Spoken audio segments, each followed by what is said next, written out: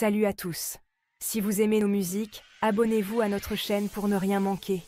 N'oubliez pas de liker et de partager avec vos amis. Votre soutien nous motive énormément et nous encourage à publier encore plus de super morceaux pour vous. Merci et à bientôt pour de nouvelles découvertes musicales.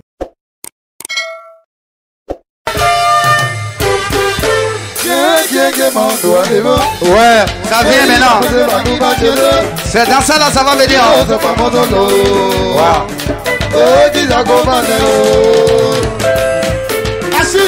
Mais yo, à me prendre à Badjou ben oh. Wadou. Chérie gégé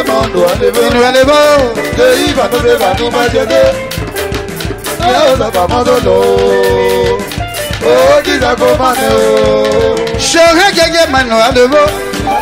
Chérie gégé mano à levo. Oh sabia ba mazalo. Ya o kiza kole la gebi. Chérie gégé mano à levo. Fei ba no de ba no ma jede. Ya o da ba mazalo. Oh kiza ko mano. Chérie gégé mano à levo. Bijo me koma à levo. Kasi o na se ma o go ya levo. Sabia ba mazalo aye. Gégé mano à levo. Fei ba no de ba no ma jede. Kiza kole la gebi. Ya o da ba mazalo. Oh kiza ko mano. Kiza ko mano. Kiza ko mano. Shikachi o mama ki mamu me yetete. Sarazako. Ya bien mal au maman mais yetete. Sarazako. Asaye di mabale, na baba di mabale. Kiza ko mano. Kiza ko mano. La yema de bi. Kiza ko mano. Soko. Je suis cuisé, allez voir le kwekwe, si ça commande. Oh mais non, mais bon, mais à quelqu'un des deux, qui ça commande. La veille, mais le paiement pour le coup, qui ça commande, à ma qui ça commande pour couiller. Si moi, ouais, qui ça commande, moi je suis le que, après je suis le que. Mais il y en a qui vont refuser maintenant, et fait maintenant pour ta dit, qui ça commande. Ogwe mandelo, ogwe bi go bi se ben no, ape baba. Oh, alo me go ye. Chéri me go ye. Oh, ma go ye bien lo, me ane go ye. Kiza commande. Kiza ko le la yebi.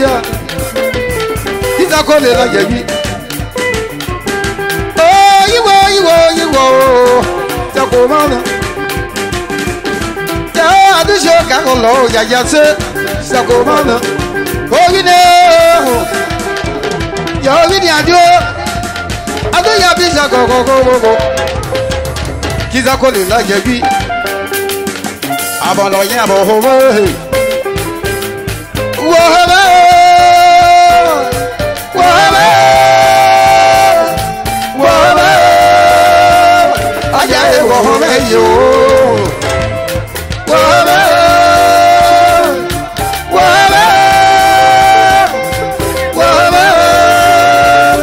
Ayaye Bohove, yo.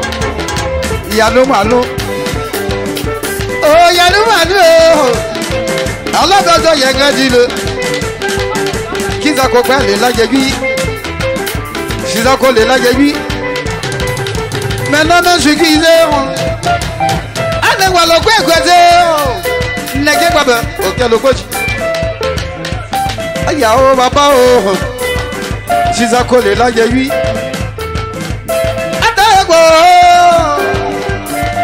Yo go home yo asina dia o esiri ya ba hobo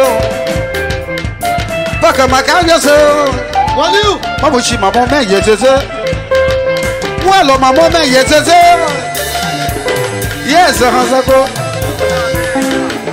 ogwo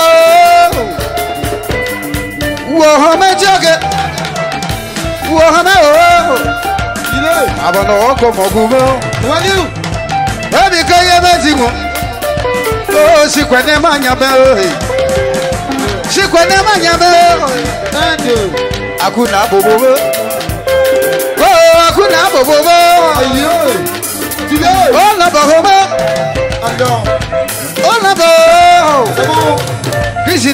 l'eau. Bon, non, oh, ils ont collé là, j'ai vu. Oh, le gomme là, oh, le gomme là, et ma le quoi, y'a solo. Yeah, beaucoup de monde. Christina Wahama.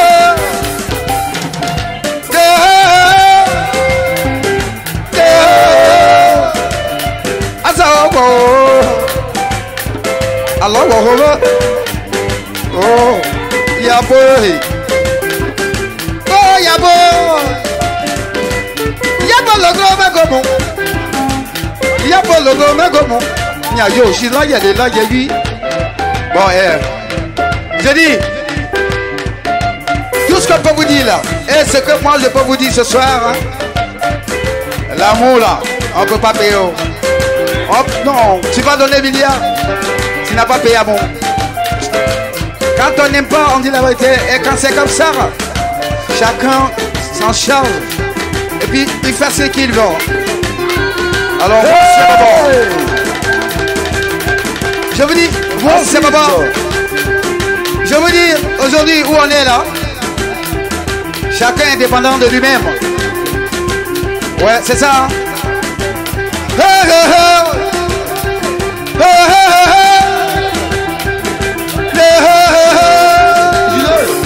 Oh wow, ama Jizako de la Yaya. On a Bahama. Et puis quand il y a Batimo. Oh, qu'est-ce qu'il y a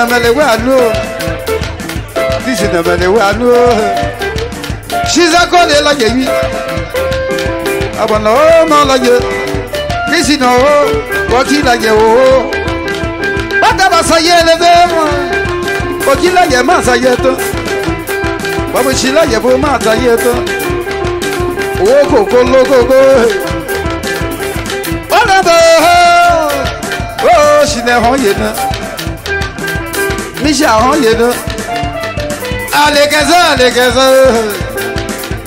Abu malekaza. Wo bati abu loko mokuma. Ibolade. Ko mokuma. Shida komana. Shega genge mai no alebo. Bijo bi komao no alebo. Sabia ba mazolo. Oh kisa kole la yebi. Shega genge mai no alebo. No alebo. Sei ba no se ba no ma cheze. Adam. Ya o sa ba mazolo. Oh kisa komane o. Assis Paulin le plus beau, assez 7 heures.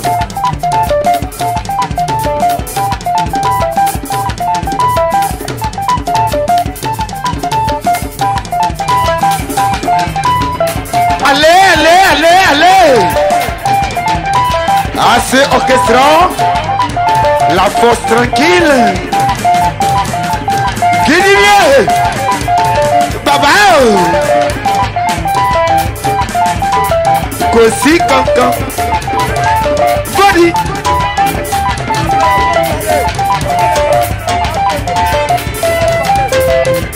Allez Jubilé. Maman Florence depuis Affaire. Assis Paulin le plus beau. Assis Zidon. Magnifique à la guitare. Jabra Hollandais. Animalé. Encore le baou.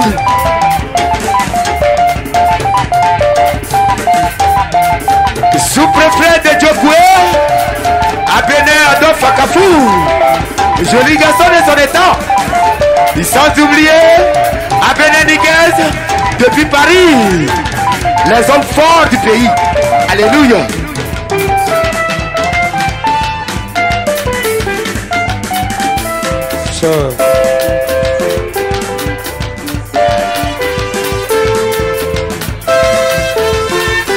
Ah.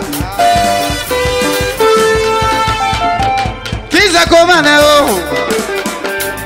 commander. Mama, she, Mama, yes, says it. And the other. Oye, basate boko mokumo. Kiza komana. Kiza kono la yewi. Aïe, mais c'est la yé la yewi. Il y a bien qui t'a collé la yewi. Wayo, ah c'est wayo.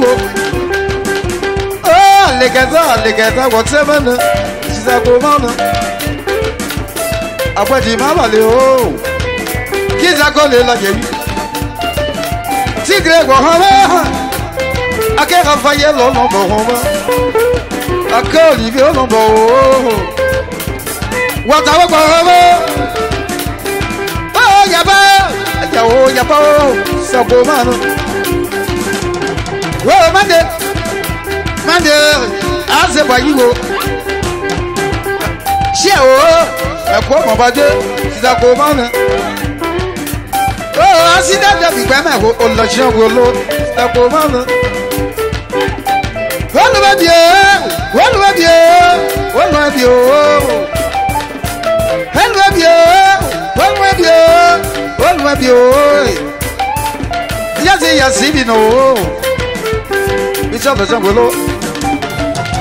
Oh, Marie Pascal, avec les gens golo, ça commande. Oh, y'a la voix pour mes goulots, papa mène-la, y'a la voix pour mes goulots. Attendez, walk seven. She's a woman. You want to say, oh, I want to go home.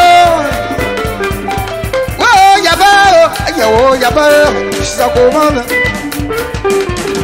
Oh, we know. I do show Carol, Yaya say, I don't want you not to. I say, boy, you go. On is a number over. She's a go over. The body faster. Never be you. The woman. For the shallow, and the apple, my boy. About the years of a go. In your level, even as a bamboo machete. Yes, of a mother low. Oh, this a command. She like you.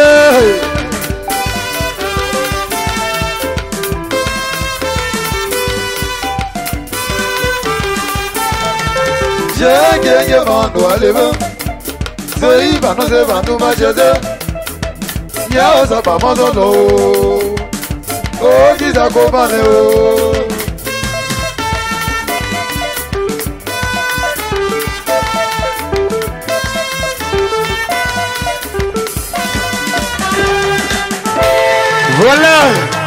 Voilà, assistant s'il te plaît. Voilà, c'est axe.